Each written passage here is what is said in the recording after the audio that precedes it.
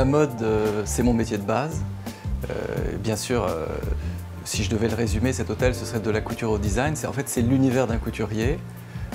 Donc c'est plein de petites similitudes avec mon métier de base, à travers le textile, à travers des peintures qui sont en fait des soies peintes qu'on a considérées un peu comme des tableaux, mais qui sont rebrodées par les mêmes brodeurs que la couture, en l'occurrence Gérard Trémollet qui a travaillé beaucoup pour la couture avec François Lesage.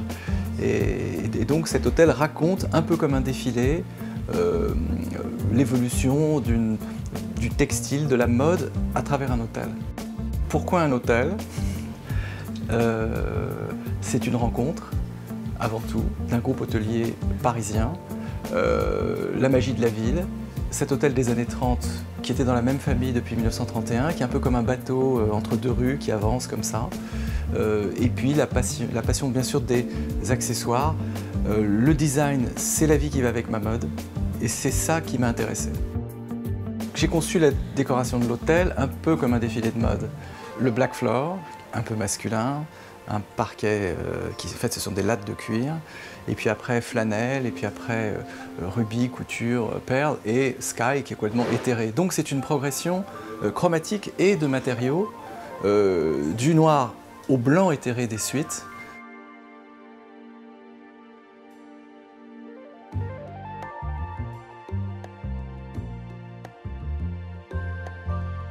L'hôtel est un peu mon histoire. Mon copain Hippolyte Romain, qui a écrit tellement de livres sur tellement de sujets différents, a fait une grande fresque qui fait tout le long de l'hôtel.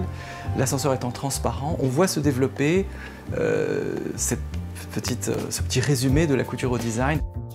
Mes rapports avec l'art, c'est un peu la vie courante depuis tant d'années. C'est aussi un peu un héritage culturel, puisque j'allais dans les défilés très jeune. Autour de nous, c'était les amis de mes parents, entre Brel, entre Aznavour, entre John Lennon, qu'habillait mon père. Quand on voit Abbey Road, il porte justement ce blazer blanc. Et dans l'hôtel, quand je crée, il y a de temps en temps des petites réminiscences. Par exemple, au Couture Floor, le côté artistique qui m'intéressait, c'était de jouer avec le métal. Ce métal, c'est vrai que c'était ma chambre quand j'avais 11 ans, qui était tout en métal. Mon père, il logeait d'ailleurs des tissus à côté de mon lit, donc j'étais vraiment dans ces matières. Et puis des petites réminiscences avec par exemple ma maman, qui à l'époque était Miss France, qui venait avec des longs gants noirs me faire un bisou le soir. Et j'ai une photo de ma mère devant le bar, peut-être pour me surveiller, mais qui est gravée sur verre par des graveurs français. Ce qui me fascine dans la technologie, c'est qu'elle a des racines dans l'artisanat. La fibre de verre et la fibre de carbone sont nées des métiers à tisser la soie, des métiers anciens, 1870, et c'est à partir de ces vieux métiers qu'on a fait ces technologies de fibre de carbone, fibre de verre, etc. Et ça, ce qui m'amuse beaucoup, c'est pareil. Pour les fibres optiques tissées, c'est venu d'anciens métiers. Donc ce que j'adore, comme disent les Anglais, c'est cross-fertiliser ces deux mondes et faire naître comme ça de nouvelles industries, technologies, de nouveaux univers, si vous voulez. J'aimais beaucoup ce qu'avait dit un jour quelqu'un de chez Hermès en parlant du luxe, et disant que le luxe c'est du travail. Le luxe c'est l'humain rajouté à la chose. C'est pas forcément l'argent. D'ailleurs le temps ça peut être du luxe pour ceux qui n'ont pas le temps.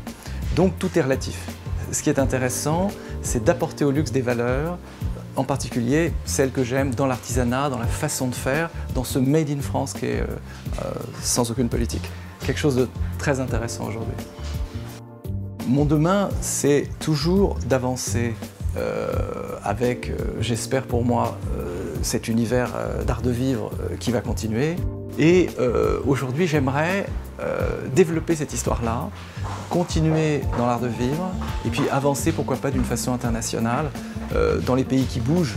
Évidemment, on pense à l'Asie, mais aussi l'Amérique du Sud. Il y a l'Inde qui est en train de se réveiller. Donc je pense que pour un Français qui fait ses œuvres en France, parce que tout est made in France, c'est intéressant de pouvoir exporter. Donc moi, mon futur, c'est d'exporter. Il ne faut pas suivre la mode, c'est la dernière chose à faire. Il faut être soi-même, choisir comme un peintre tachéiste à travers les multiples tendances, ce qu'on aime, pour devenir soi-même. Être à la mode, c'est ne pas la suivre.